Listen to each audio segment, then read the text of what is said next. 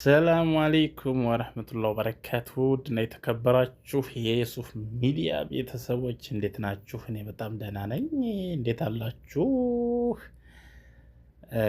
በአዲስ ቪዲዮ በአዲስ ኢነርጂ በአዲስ ዩቱብ መጥተናል እና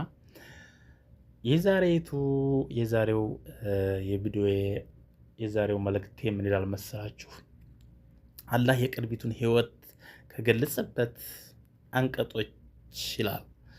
ቅርቢቱ ህይወት ጨዋታና ዛዛታ፣ ማጌጫ፣ በመካከላችሁ መፎካከሪያ፣ በገንዘብና በልጆች ብዛት መበላለጫ ብቻ መሆኗን እወቁ።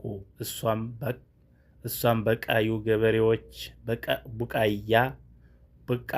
ገበሬዎች እንደሚያስደስታቸው ዝናብ፣ ከዚያም ቡቃያው እንደሚደርቅና ቅጥ ገርጥቶ እንደሚታይ ከዚያም የተሰበሰበ እንደመሆኑ ቢጤ ናት።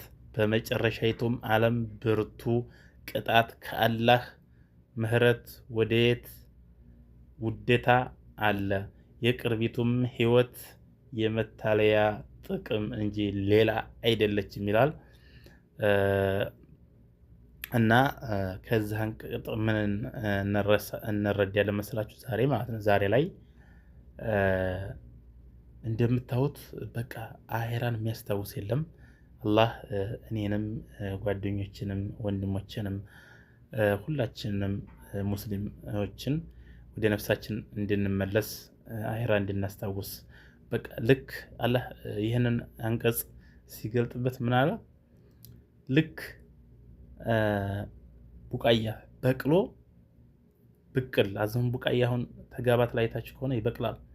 ከዛ ደግሞ የተወሰነ ጊዜ ዝናብ ሲቀል ይገረጣል። ልክ እንደዛ ናችሁ። ከዛም እንደተሰበሰበ አዝመራ ናችሁ አላል ማለት ነው።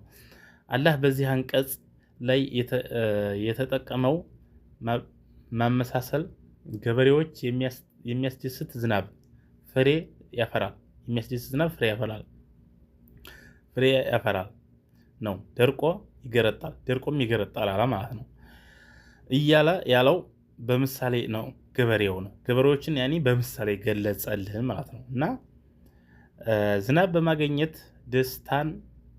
ደስታን አጣጥሞ ሳይጨርስ አላ ደግሞ ዝናብ በማግኘት ደስታን አጣጥሞ ሳይጨርስ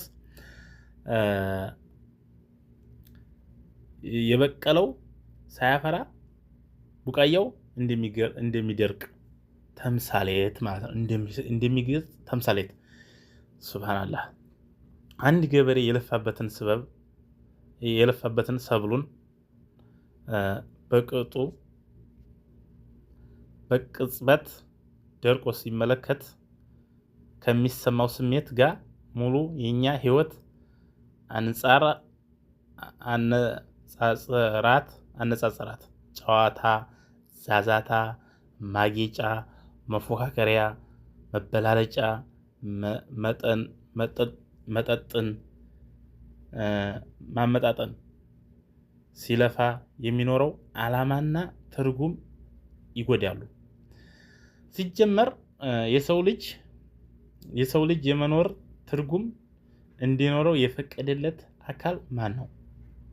ማውሳት አይደል? የሁለት ቀጭን ክር ላይ ለምትሽከረከረው ዓለም ስንት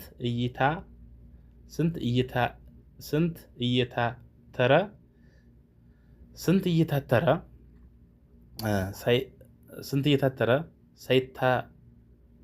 ሳይታተር ድንገት የተራ ጥሮ ደረሰው። ሆኖም የዱንያ ቀሪ የማይደበዝዝ ውበት እንዳለመኖር መገዛት እንደመኖር ማነስ ላይ ይመስላል ይላል። እና በቃ ዱንያ ጠፊ እንደሆነች እያወቅን ያረባች እንደሆነች እያወቅን እዚህ ድረስ አንዱን እስተ መክዳት እስተ መገዳደል የምንደርስበት ወንድማችንን እስከ መከዳዳት የምንደርስበት ጊዜ ነውና እና የዛሬው ቪዲዮ ይህን ይመስላል። ሰላማችሁ ይብዛልኝ።